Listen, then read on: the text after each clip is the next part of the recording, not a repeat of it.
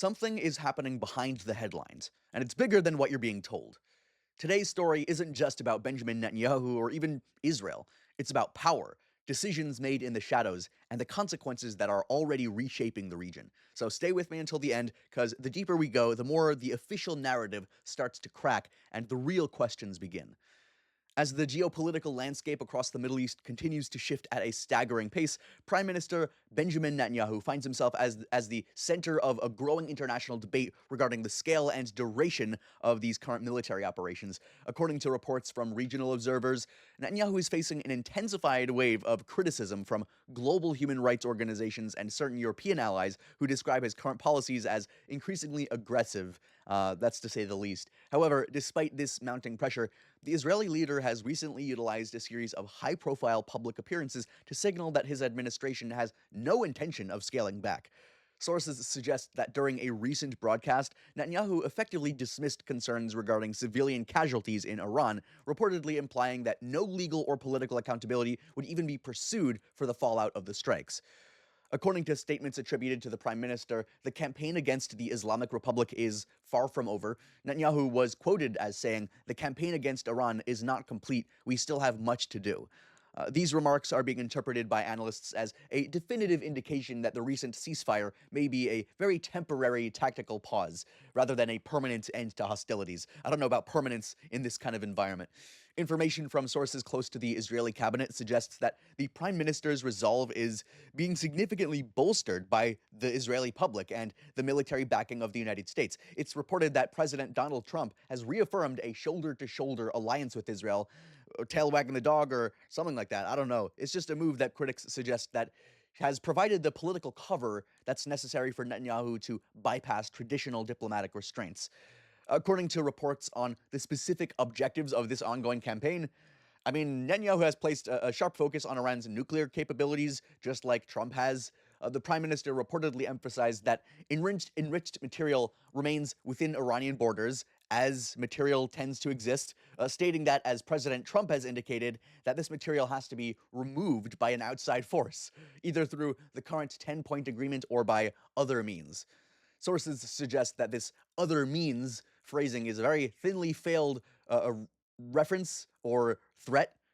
So he's just talking about a return to kinetic military action that would happen if the Islamabad negotiations falter. And I have a feeling that he kind of plans for that to happen. Furthermore, Netanyahu appears to take credit for the current level of American involvement, reflecting on the unprecedented nature of the alliance. According to transcripts of his remarks, he noted that a year ago, few would have believed the United States, the world's most powerful force, would fight alongside Israel for nearly 40 days against what he considers to be a common foe, even though Iran has not done anything to the United States as far as I understand it. According to the prime minister, the joint effort materialized only because Israel took the initiative to act and attack first.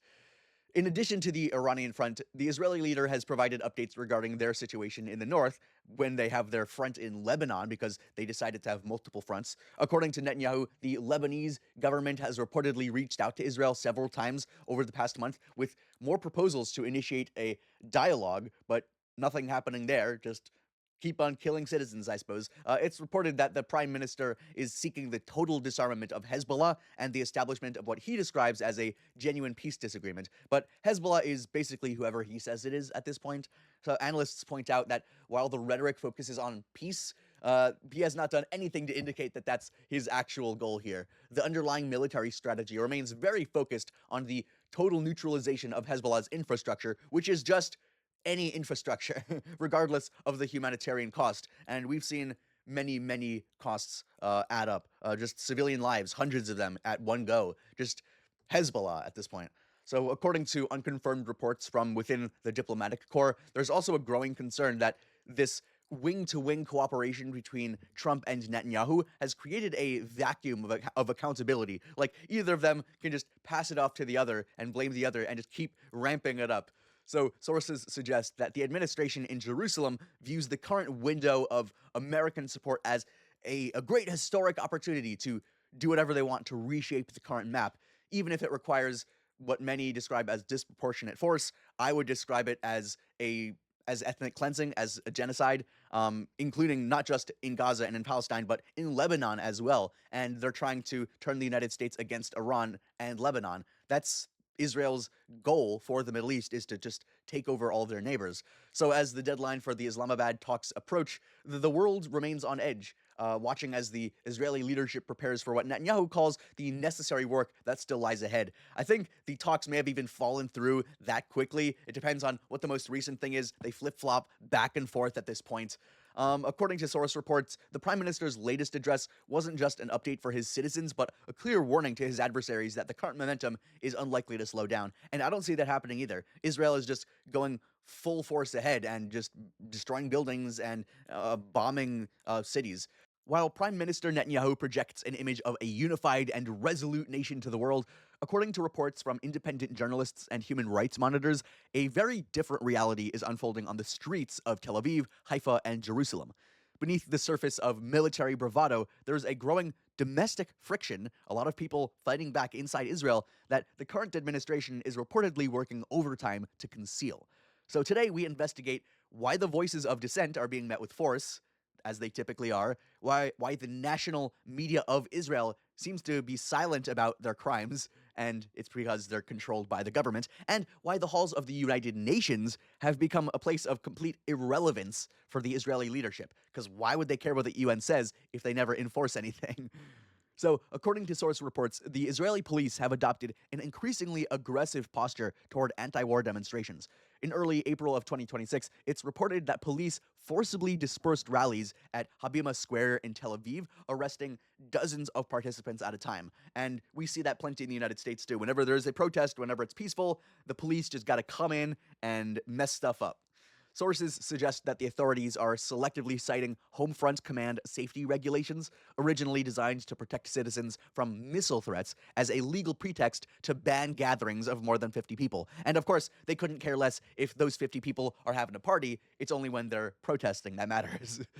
According to unconfirmed information, while religious and pro-government events are often allowed to proceed, anti-war protesters are being met with water cannons and beatings and arrests.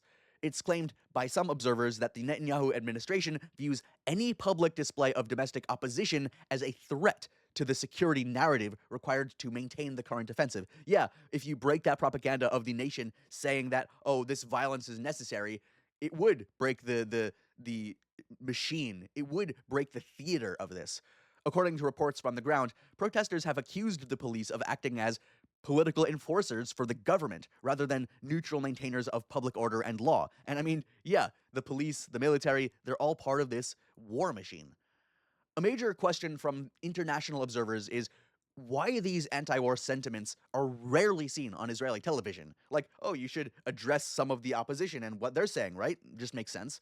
According to information from media analysts, there is a pervasive atmosphere of self-censorship and official restriction across all of the Israeli press.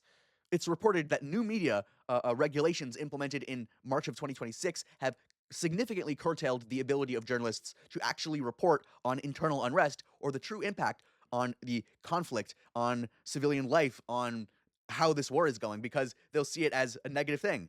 So Israel is completely controlling their media and preventing any anti-war media from escaping and from being made.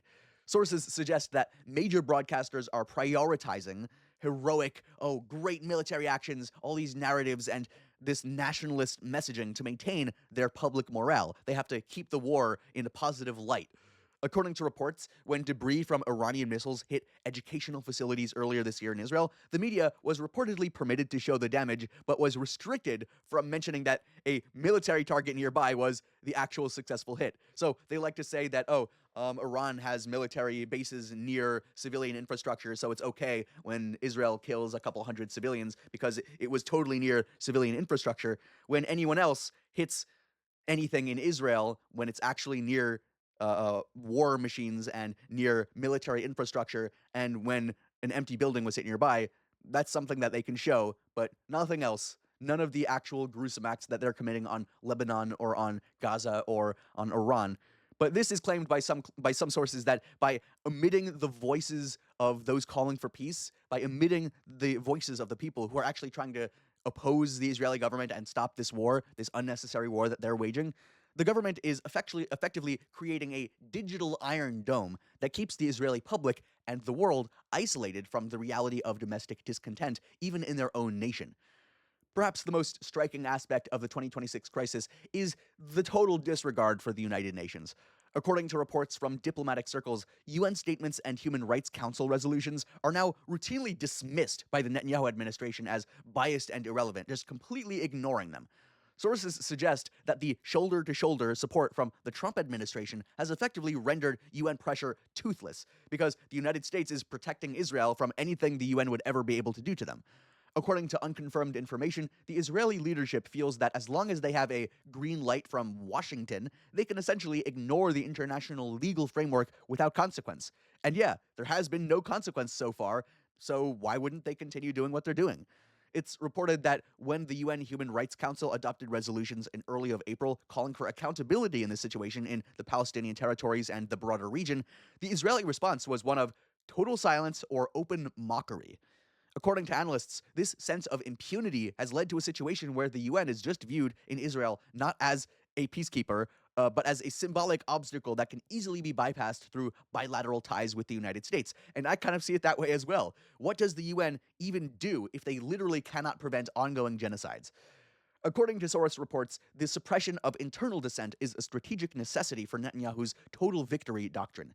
Sources indicate that for the prime minister to justify the 100 target strikes and the largest campaign in Lebanon, which is just the same kind of invasion that Russia committed in Ukraine, just a blatant set of war crimes, invading land, destroying buildings, trying to attack only the Muslims and trying to avoid attacking the Christians. It's an ethnic cleansing campaign that is meant to expand Israeli territory into Lebanon as an act of war. That's what that is.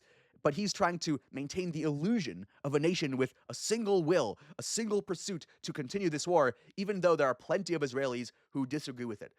It's claimed by some sources that the more the protests grow, the more the government will lean into military escalation to shift the public's focus back to external threats, whether by force or by propaganda or anything else. As one reporter noted, according to reports in Netanyahu's Israel, to speak of peace is now considered an act of war against the state.